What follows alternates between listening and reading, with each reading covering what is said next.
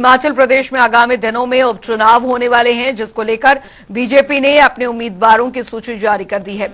वहीं इसको लेकर नेता प्रतिपक्ष जयराम ठाकुर ने प्रदेश सरकार पर जमकर निशाना साधा। इसके साथ ही जयराम ने जनता टीवी से कई मुद्दों पर खास बातचीत की। सरकार की तरफ से भी अलग तरह के बयान, कांग्रेस पार्टी की तरफ से भी अलग तरह के बयान इस बाबत सामने आ रहे हैं। लेकिन इस बात पर बात करने के लिए हमारे साथ मौजूद हैं नेता प्रतिपक्ष और पूर्व मुख्यमंत्री जयराम ठाकुर। जयराम जी, सियासी संकट क्या अभी बरकरार है? सीधा सवाल आपसे। देखिए, मैं ये कहूंगा कि सियासी संकट बरकरार तो अभी है ही, क्योंकि उनकी टेक्निकल चीजों पर सरकार सुरक्षित है अभी, लेकिन जो दौर आ रहे हैं, अभी 3 उपचुनाव और आगे, सीपीएस के मामले अभी तक जो है उसमें जजमेंट जो है वो रिजर्व है। तो ये सारी चीजें उस दिशा में हैं जहां संकट को नकारा नहीं जा सकता है। लेकिन इसके साथ ही क्योंकि आज ही फैसला रिजर्व किया है और 3 अलग अलग पिटीशन जो है वो इसमें रखी गई थी, आपको आखिरकार ऐसा क्यों लग रहा है? क्या इसका आधार है कि सियासी संकट है? क्योंकि राज्य सरकार तो कह रही है कि बहुत बड़ा षड्यंत्र था जिसे उन्होंने वो मिशन लोटस जो है वो फेल कर दिया सरकार। देखिए, मिशन लोटस तो अभी तक हुआ नहीं है और ना करने की आवश्यकता है। सरकार अपने कर्मों से जो है वो संकट में है। अब 3 विधायक निर्दलीय जो उनको समर्थन दे रहे थे, बिना शर्त समर्थन दे रहे थे, क्या गुनाह कर दिया उनने अगर उन्हें राज्यसभा के लिए भारतीय जनता पार्टी को समर्थन दे दिया? कि आप उनके परिवार के पीछे पड़ जाओ, आप उनके परिवार के जो कारोबार है उनको बंद करने में लग जाओ, आप उनके परिवार को प्रताड़ित करने में लग जाओ। और ये ऐसे देखने को बहुत कम मिलता है जब निर्दलीय विधायकों ने त्यागपत्र ही दे दिया कि रोजाना के दबाव से, रोजाना के सरकार के इस प्रकार के व्यवहार से बेहतर है कि हम सामने ही खड़ा होकर के दिखना चाहते हैं। इसलिए उन्होंने कहा कि हम निर्दलीय सदस्य के नाते त्यागपत्र देते हैं और भारतीय जनता पार्टी के विधायक बन करके विधानसभा के अंदर प्रवेश करेंगे। तो ये बहुत बड़ा फैसला एक निर्दलीय विधायकों ने लिया है, क्योंकि सरकार ऐसा समझती है विधायकों की कि वो निर्दलीय विधायक जो चुन करके आए कि वो उनके ही कहने पर चले।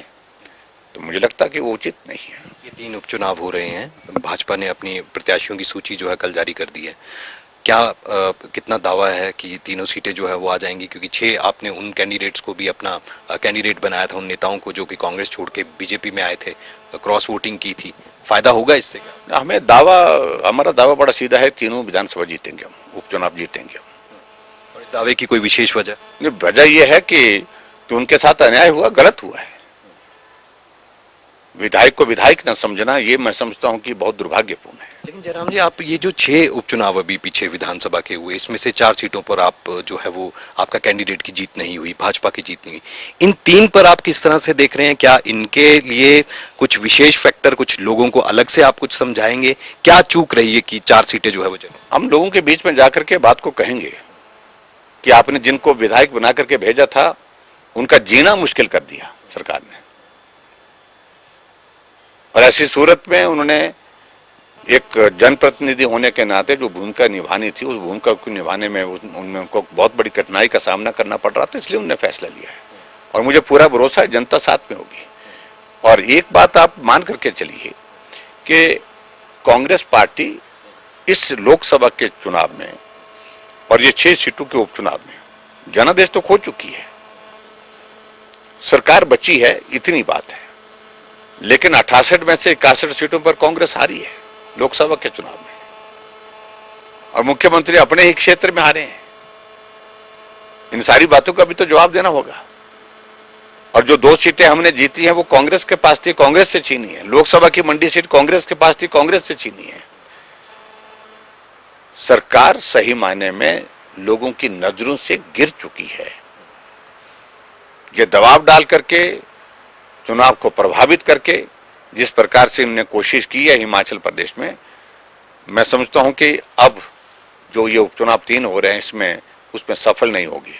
मैं कल ही देख रहा था कि महिलाओं के लिए वो पैसे देने की बात, आचार संहिता लग गई है, 3 जिलों में आचार संहिता, और यहां से पैसा जारी करके, आचार संहिता में पैसा जारी करके लोगों को, उन महिलाओं के खाते में डालने के लिए कोशिश करे ताकि किसी तरह से हम इन 3 उपचुनावों को हम जीत सके।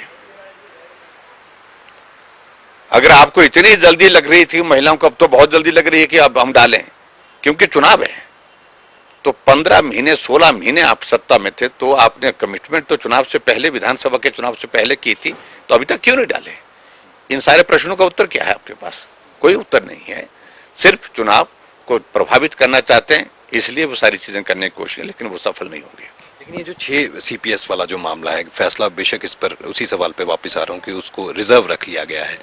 षड्यंत्र की बात लगातार ये कही जा रही है राज्य सरकार और कांग्रेस पार्टी की तरफ से भी कि कोई षड्यंत्र ऐसा आप रच रहे जिसमें आप सफल नहीं हो पा रहे हैं। तो सियासी संकट आगे अगर ये चल रहा है तो सरकार क्यों, आखिरकार बहुमत का आंकड़ा तो उनके पास पूरा है, और अगर ये चुनाव जो हो रहे हैं इसमें अगर उनको एक भी सीट मिलती है तो वो तो बढ़ेगा ही, फिर किस तरह से चीज? देखिए, मैं इस बात को कह रहा हूं कि कांग्रेस के अंदर बहुत बड़ी उथल पुथल चली हुई है। भारतीय जनता पार्टी कतई भी इस सारे मामले में दोषी नहीं है, ना कोई नेता दोषी है। अगर दोषी हैं तो कांग्रेस पार्टी के अंदर की अपनी बातें हैं, अंदर के नेता ही जो चाह रहे हैं, जिस तरह के हालात बने हैं, उन सारी चीजों के कारण जो है वो पॉलिटिकल टर्मोइल कांग्रेस को फेस करना पड़ा है। और इसलिए मैं ये कह रहा हूं कि वो अंदर की बातें अभी सिर्फ शांत थोड़ी वक्त के लिए हुई हैं, लेकिन वो हमेशा के लिए खत्म नहीं हुई और अभी तक वो कायम है। वो आग जो है अंदर ही अंदर सुलग रही है कांग्रेस पार्टी के नेताओं के मन में, दिल में। अभी अभी आपको लग रहा है कि विधायक जो है उनकी नाराजगी है? अभी नाराजगी है, स्वाभाविक रूप से है, नाराजगी है, उस पर तो दुराय नहीं है। क्या भाजपा के संपर्क पार्टी का नेतृत्व इस बात को लेकर के उलझ गया है कि उन्हें कमिटमेंट दे रखी कि हम लोकसभा के चुनाव के बाद हम जो है नेतृत्व परिवर्तन करेंगे, लेकिन नेतृत्व परिवर्तन की परिस्थिति है कि अब चुनाव आगे, फिर अब कहा कि भाई अब चुनाव तक फिलहाल रुक जाइए फिर से, लेकिन चुनाव हमेशा थोड़ी होंगे, ये भी चुनाव हो जाएंगे 1 महीने के बाद। 1 महीने के बाद फिर वो नेतृत्व परिवर्तन की कमिटमेंट पार्टी हाईकमान की कुछ नेताओं को जो दे के रखी है उसका क्या होगा? वो तो पूछ ही रहे हैं। इसलिए कांग्रेस के अंदर के ही सारी बातें हैं जो जिम्मेवारी सारी चीज के लिए हम नहीं है। अच्छा, एक सवाल और है, क्योंकि अभी हाल ही में एक घटनाक्रम जो है वो सिरमौर में हुआ, इससे पहले और भी कई घटनाक्रम ऐसे हुए, चाहे वो पालमपुर में एक लड़की को दराट से जो है वो उसके ऊपर हमला हुआ। अभी ताज़ा मामला जो है पुलिस विभाग से जुड़ा है, उसमें एक हेड कांस्टेबल जो है वो गायब बताया जा रहा है। एक मामले को लेकर उसने अपना वीडियो भी जारी किया था। किस तरह से आप घटनाक्रम को देखते? मैं समझता हूं बहुत दुर्भाग्यपूर्ण है। पुलिस का एक कांस्टेबल अपना वीडियो रिकॉर्ड करने के लिए विवश होता है क्योंकि अधिकारी दबाव डाल रहे हैं कि इस मामले को 307 में कन्वर्ट करिए, और वो कह रहे हैं कि 307 में ये मामला बनता नहीं है, लेकिन फिर भी उसके बावजूद दबाव डाल रहे हैं। और दबाव में इस कदर वो उसकी स्थिति बन गई कि उसने वीडियो के बाद वो कहाँ है, परिवार को भी नहीं मिल पा रहे हैं, न किसी और को मिल पा रहे हैं। परिवार के लोग जो है, उनकी धर्मपत्नी जो मुख्यमंत्री से गुहार कर रही है कि हमारे मेरे पति को वापस भेजा जाए, उनको ढूंढिए, तलाश करिए। मुख्यमंत्री जवाब देने की स्थिति में नहीं। कल प्रोटेस्ट हो रहा था। और कांग्रेस पार्टी की सरकार वर्तमान में सिर्फ एक ही चीज को लिए लगी हुई है, सत्ता कैसे बच सकती है, कुर्सी कैसे बच सकती है। कोई मरता है मरे, कोई जीता है जिए, काम होते हैं हो, नहीं होते हैं कोई बात नहीं। सारे के सारे काम हिमाचल प्रदेश में रुके पड़े हैं और कानून व्यवस्था की सारी जो है वो स्थिति ऐसी है कि मर्डर हो रहे हैं दिन दिहाड़े, चोरियां डकैतियां हो रही हैं, बलात्कार हो रहे हैं। उसके बावजूद भी प्रदेश सरकार को इन सारी चीजों के लिए सुनने के लिए फुर्सत ही नहीं है कि उनके सामने तो सरकार बचानी है, कैसे बचानी है। ठीक है, इसके अलावा एक चीज़ और है कि पानी को लेकर एक बड़ा इस समय मुद्दा बना हुआ है। दिल्ली में एक ऐसी लड़ाई हो रही है जिसको लेकर ये कहा जा रहा है कि हिमाचल अपने जो पानी देना चाहिए वो पानी नहीं दे रहा है। मुख्यमंत्री अलग बयान दे रहे हैं, वो कह रहे हैं पानी रोकने का तो कोई औचित्य ही नहीं बनता, लेकिन जो सुप्रीम कोर्ट में कहा गया है वो ये कहा गया है कि पानी जो है वो देने के लिए है ही नहीं।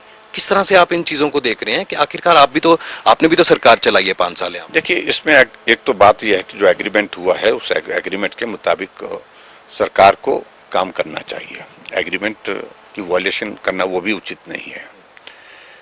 अगर ऐसी स्थिति है कि हिमाचल प्रदेश में अगर पानी का संकट इतना ज्यादा है कि हम पानी देने की स्थिति में नहीं है, जितनी सुप्रीम कोर्ट कह रहे हैं और जितना दिल्ली कह रहा है, अगर स्थिति नहीं है तो मुख्यमंत्री को उस बात को स्पष्ट करना चाहिए कि हिमाचल प्रदेश में ऐसी स्थिति नहीं है। और अगर ऐसी स्थिति नहीं है तो मुझे लगता है कि ये संशय नहीं रखना चाहिए, या आपस में कंफ्यूजन नहीं रखना चाहिए, क्लैरिटी के साथ तय करना चाहिए कि अगर स्थिति नहीं है तो बात सुप्रीम कोर्ट के समक्ष अपनी बात रखनी चाहिए और दिल्ली के सामने अपनी बात रखनी चाहिए, ये जरूरी है। बहुत शुक्रिया हमसे बात करने के लिए। तो ये थे नेता प्रतिपक्ष और पूर्व मुख्यमंत्री जयराम ठाकुर। जनता टीवी से एक्सक्लूसिव बातचीत की है। कैमरा पर्सन रोशन के साथ विकास शर्मा, जनता टीवी, शिमला।